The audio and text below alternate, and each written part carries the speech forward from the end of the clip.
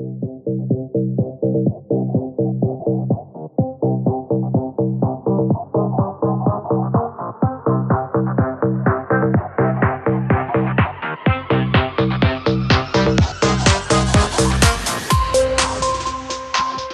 about the year 1850 for a second. If you were standing in the middle of the American wilderness and someone told you that a series of iron tracks would soon connect the Atlantic to the Pacific, would you have believed them? Most people back then probably thought it was a pipe dream, Alex. They saw mud, mountains, and impossible distances. But the few who saw the future, the ones who invested in those tracks, they didn't just build a railroad. They built the foundation of a global superpower.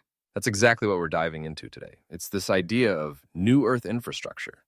It sounds like something out of a sci-fi novel, but it's actually a very practical, albeit visionary, white paper about where we're headed next. It really is. The core premise is that the greatest wealth isn't created by chasing the latest meme stock or short-term trend. It's created by those who build the foundational systems before the rest of the world even realizes they're necessary. I love that. The paper says, invest from the bottom, become abundant at the top.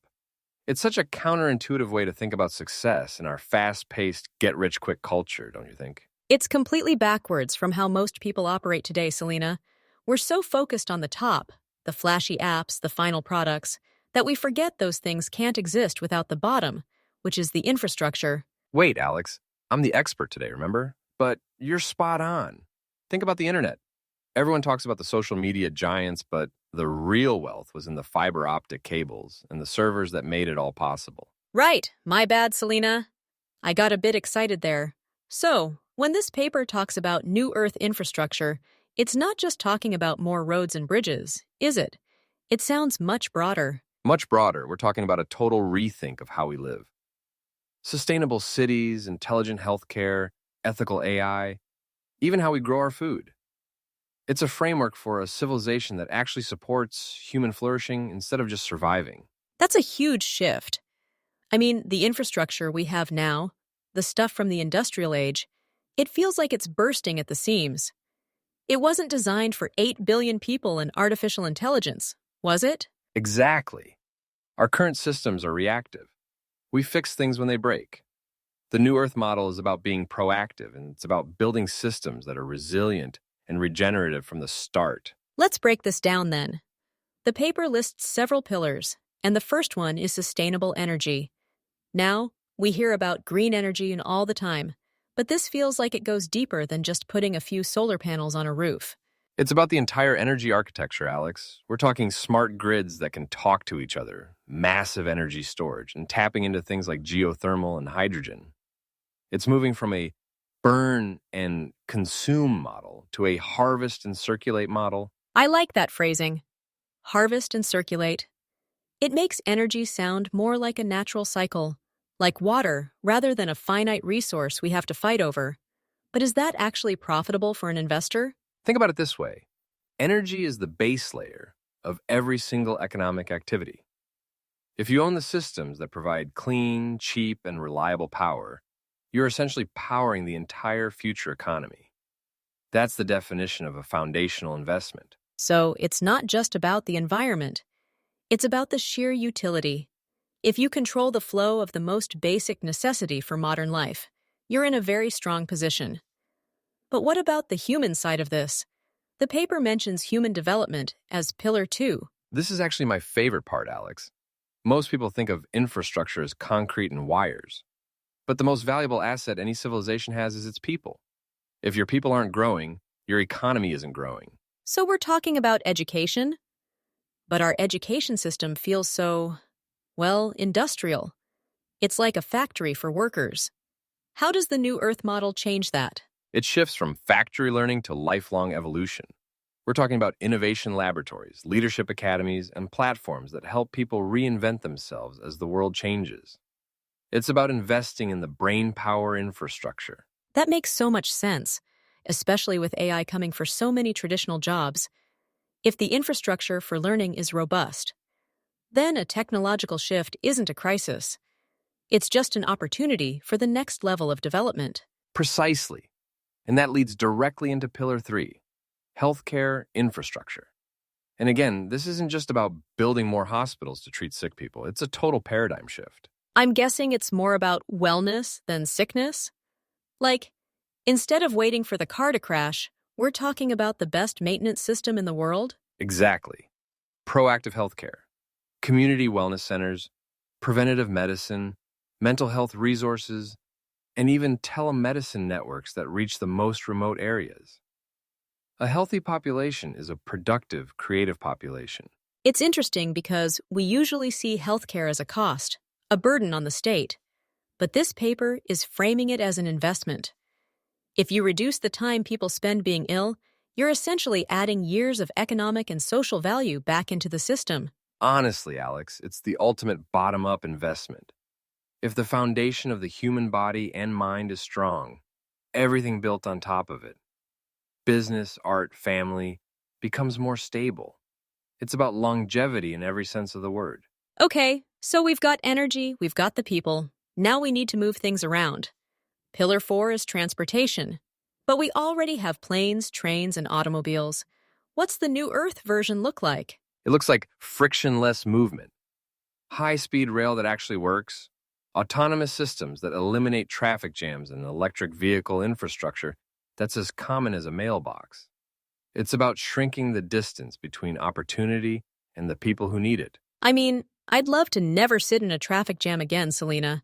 But is this just for big cities? What about the rest of the world? That's where regional hubs and logistics innovation come in. The goal is to make the movement of goods and people so efficient that it becomes almost invisible. When transportation is seamless, commerce accelerates. It's like upgrading the nervous system of the planet. I love that analogy, the nervous system.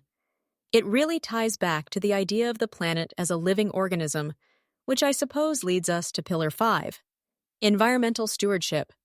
Now, usually, stewardship sounds like a charity project, not an investment. And that's the mistake most people make. This paper argues that environmental stewardship is actually a long-term asset management strategy. Reforestation, water purification, waste management, these aren't costs. They are the systems that protect our primary capital, the Earth. Wait, primary capital. That's a powerful phrase. So, if we deplete the soil or poison the water, we're basically liquidating our most important assets for short-term cash? Exactly. It's like a business selling its own factory floor to pay this month's rent. It's madness. New Earth infrastructure treats the environment as the ultimate bottom layer. If the planet isn't healthy, no amount of top abundance will save us. So, things like carbon reduction technologies or sustainable agriculture, these are essentially upgrades to the Earth's operating system, making sure the platform we all live on doesn't crash. Exactly, Alex. And when you invest in those things, you're investing in the very survival of the markets you hope to profit from. It's the ultimate long game. It's about building a legacy that outlasts your own lifetime. That brings us to the final pillar, community development. This one feels a bit more soft or social. How does building a community center or a park fit into a visionary economic framework? It's not soft at all. Think about it. Where do the best ideas come from? They come from people interacting in safe, vibrant, and inspiring spaces. Social stability is the bedrock of a functioning economy. If people don't have a sense of belonging, the whole system becomes fragile. So, by investing in housing and cultural facilities, we're essentially investing in social capital. We're making sure the fabric of society doesn't tear under the pressure of all this change. Precisely. When communities thrive, they become resilient. They can handle shocks. They innovate faster. They cooperate better. You can have all the high-speed rail and solar panels in the world, but if people are isolated and miserable, it's not a civilization worth building. I'm starting to see the full picture now, Selena. It's like a giant puzzle where every piece supports the others. But I have to ask, this sounds incredibly expensive. Who is going to pay for all this? Is this just for governments? That's the beauty of it. The paper suggests this is a massive opportunity for private capital, too. Historically, the biggest fortunes were made by those who partnered with the future. Governments provide the vision, but it's the innovators and investors who actually lay the tracks. But we live in a world of quarterly earnings and get rich next week.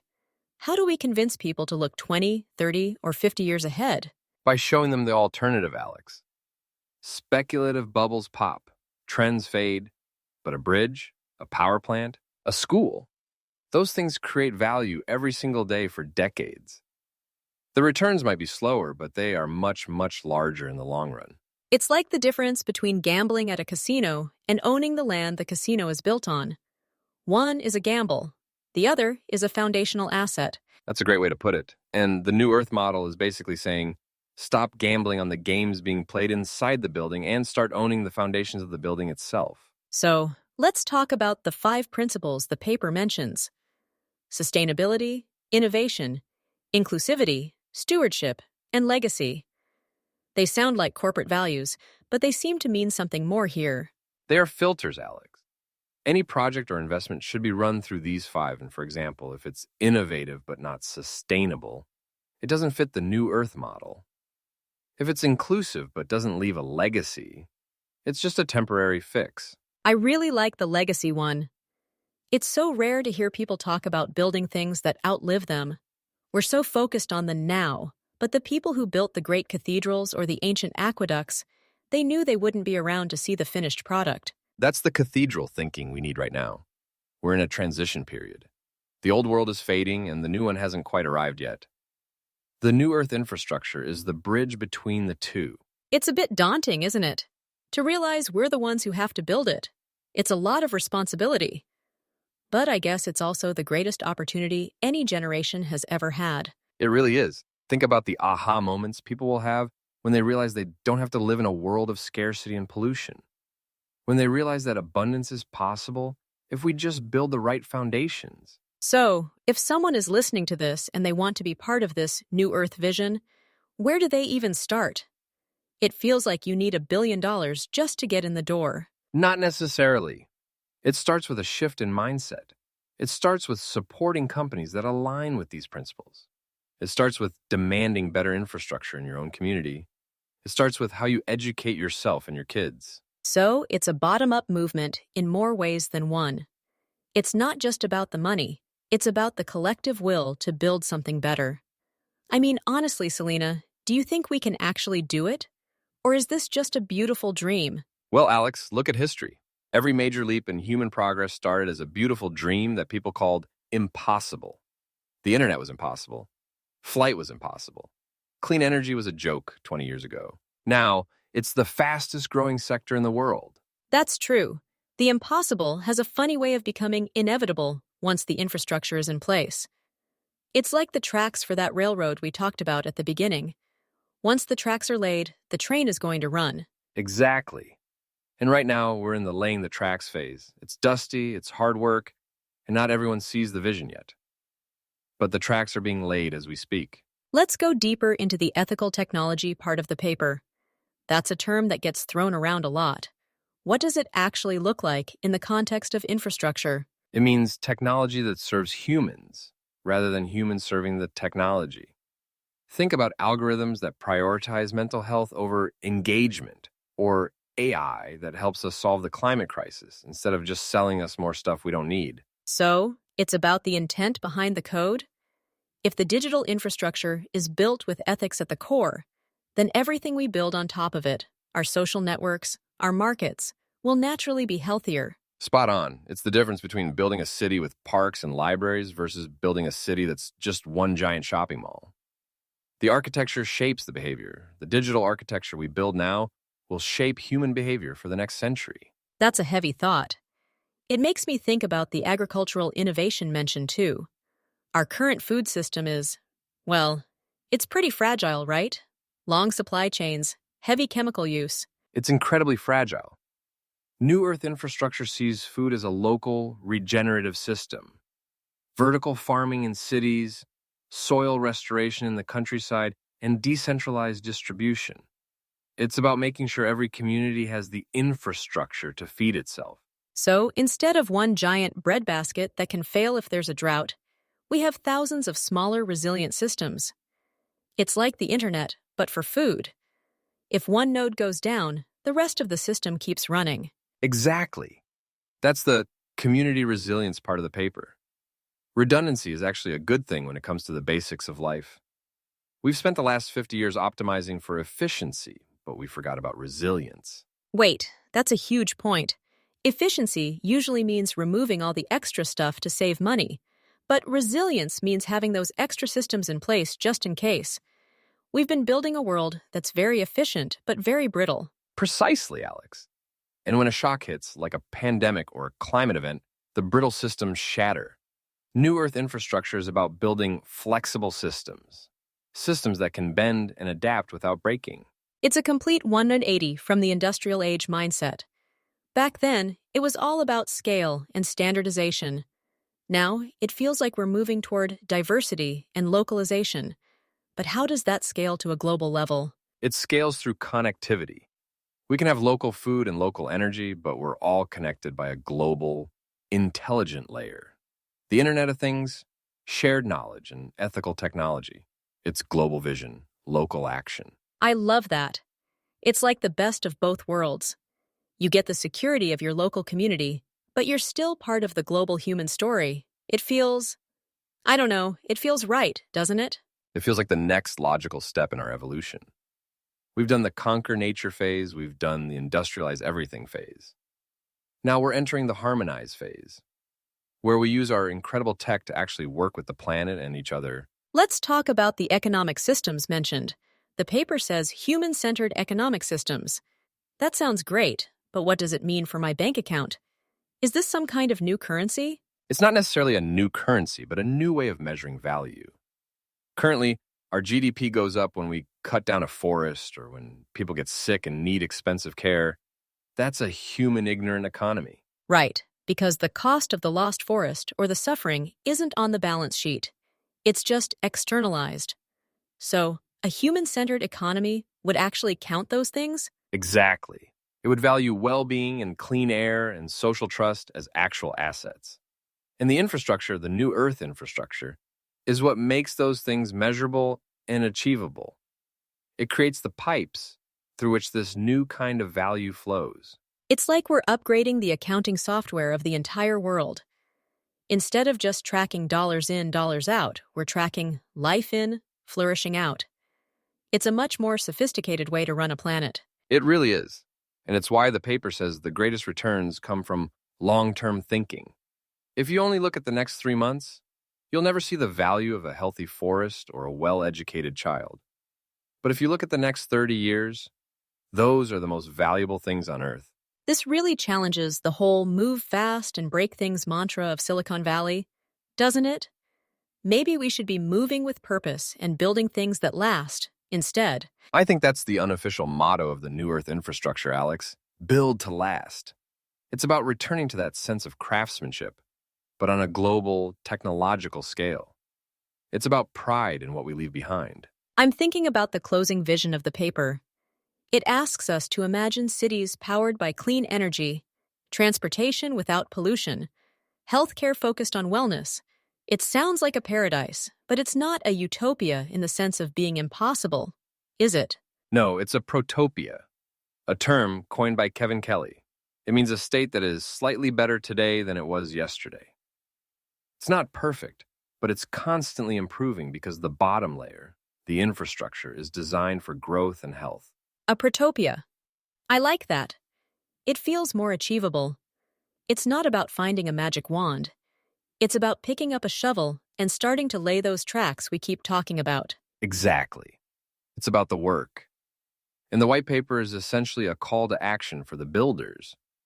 The people who aren't afraid to get their hands dirty, metaphorically or literally, to build the foundations of tomorrow. So, for our listeners who are maybe feeling a bit overwhelmed by the state of the world, this is actually a very hopeful message, isn't it?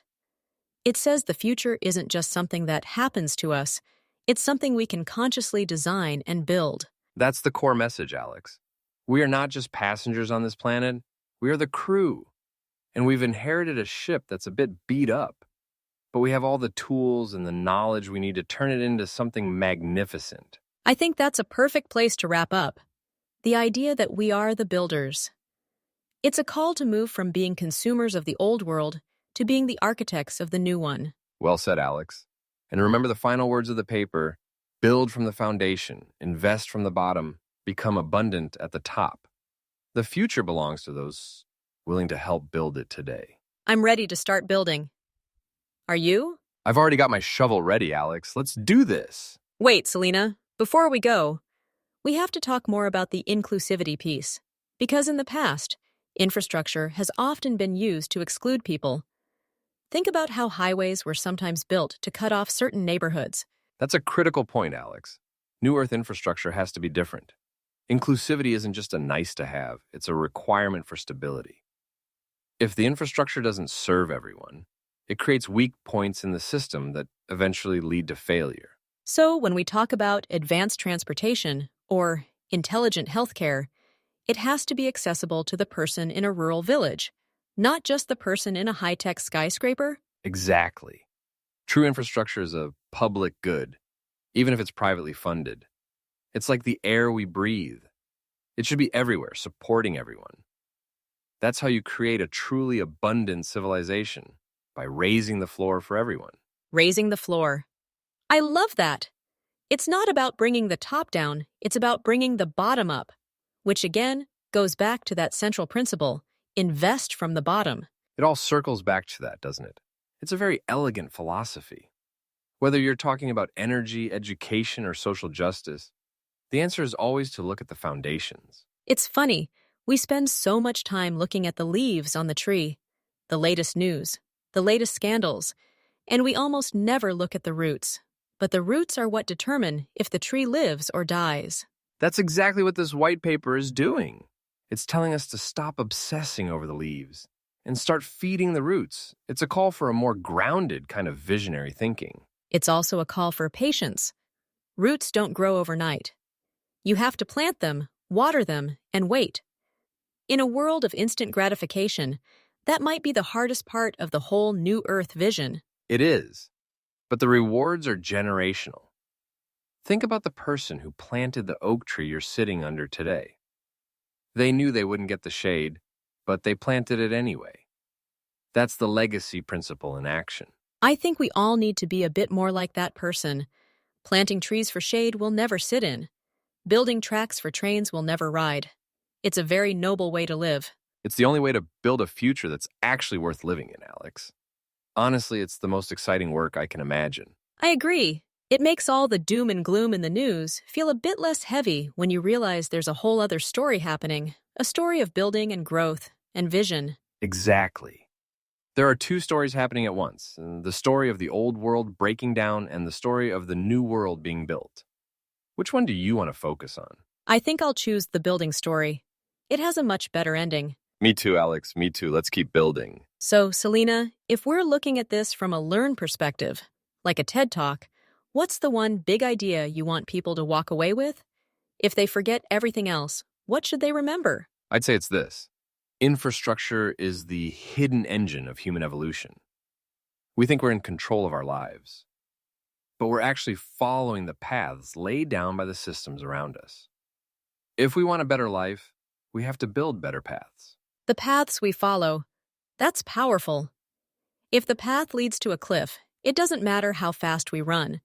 We need to build paths that lead to the stars, or at least to a healthy, thriving planet. Exactly. And the New Earth infrastructure is the map for those new paths. It's not just a technical document, it's a moral one. It's about what we value and what kind of ancestors we want to be. What kind of ancestors we want to be? Wow. I've never thought about it that way. We always talk about our ancestors in the past tense, but we are the ancestors of the future. Right. 1,000 years from now, people will look back at this century. Will they see us as the generation that used up all the resources and left a mess? Or will they see us as the founders who built the New Earth infrastructure? I want to be a founder. I think we all do deep down. We all want our lives to mean something beyond just our own comfort. And that's why this vision is so compelling. It taps into that deep human desire to create something lasting and good. It's not just about investing, it's about contributing. Contribution as the highest form of investment. I love that. It's a complete shift from what can I get to what can I build. And the irony is, when you focus on what can I build, you usually end up getting much more than you ever imagined. Abundance is a side effect of creating value. That's the aha moment right there. Abundance isn't the goal, it's the result. If we build a world that works for everyone, abundance becomes inevitable. Exactly, Alex. You've got it. That's the secret sauce of the New Earth infrastructure. It's a system designed for inevitable abundance. Well, I'm sold. Where do I sign up to be a New Earth founder? You already have, Alex. Just by having this conversation and sharing these ideas, you're helping to lay the foundation. The more people who see this vision, the faster it becomes a reality. Then let's keep the conversation going. Thanks for the deep dive today, Selena. This has been eye-opening. Anytime, Alex. It's always a pleasure to talk about the future, especially when it looks this bright. Let's do it again soon. Maybe next time we can talk about the first New Earth city being built? I'd love that. There are already some incredible projects in the works. But for now, let's just focus on the foundations. Foundations first. Always. See you next time, Selena. See you, Alex. Wait, I just thought of one more thing. What about the smart electrical grids? You mentioned them earlier, but how do they actually change our daily lives? Like, is my toaster going to be smarter than me? Not exactly. But your toaster might wait to turn on until there's a surplus of solar energy on the grid, making your morning toast carbon negative. It's about the whole system working together to be more efficient without you even having to think about it. So the infrastructure is smart, so we don't have to be? I like the sound of that. It's like having a very efficient butler running the planet in the background. Exactly. It removes the friction from being sustainable. Right now, being green is often hard work. New Earth infrastructure makes being green the default option. It makes it the easiest and cheapest way to live. That's the only way it's going to work on a global scale. It has to be the path of least resistance. If you make it easier to do the right thing than the wrong thing, everyone will do the right thing. That's the innovation principle in a nutshell. Using our creativity to align our self-interest with the interest of the planet. When those two things line up, there's no limit to what we can achieve. It's a win-win. A win for the investor, a win for the citizen, and a win for the Earth. It's hard to argue with that logic. It really is, and that's why I'm so optimistic. This isn't just a nice idea. It's a better way to run a world. And eventually, the better way always wins. I think that's a great note to end on. The better way always wins. Thanks again, Selena. You're welcome, Alex. Let's go build that better way. Actually, Selena, I was just thinking about the lifelong learning platforms you mentioned. How does that work for someone who's already mid-career? Is it too late for them to jump into the New Earth economy? Never. That's the whole point of lifelong learning. The infrastructure is designed to help people reskill and upskill at any age. We're moving away from the idea that you learn for 20 years and then work for 40. Now it's more like a constant cycle of learning and doing. So it's more like a subscription to knowledge rather than a one-time purchase of a degree? That feels much more suited to a world where technology changes every 5 minutes. Exactly. It's about agility. The infrastructure provides the tools, but the individual provides the curiosity. It's a partnership. And it means that no one gets left behind just because their job was automated. There's always a next step built into the system. That takes a lot of the fear out of the future. If I know there's a safety net of learning and opportunity, I'm much more likely to embrace change instead of fighting it. And that's the community resilience we were talking about. When people feel secure in their ability to adapt, the whole society becomes more stable. It's all connected, Alex. Every single pillar supports the others. It's like a giant web. If you pull on one thread, the whole thing moves. It's a very holistic way of looking at a civilization. I think we've really covered a lot of ground today. We have. From railroads to smart toasters. And from ancient cathedrals to future cities. It's a big vision, but it's one that's worth talking about. Definitely. And I hope our listeners are feeling as inspired as I am. There's a lot of work to do, but it's the best kind of work. It's the work of a lifetime and many lifetimes to come. Thanks for being such a great co-host, Alex. Thanks, Selena. This has been a blast. Let's go make some history. Let's do it.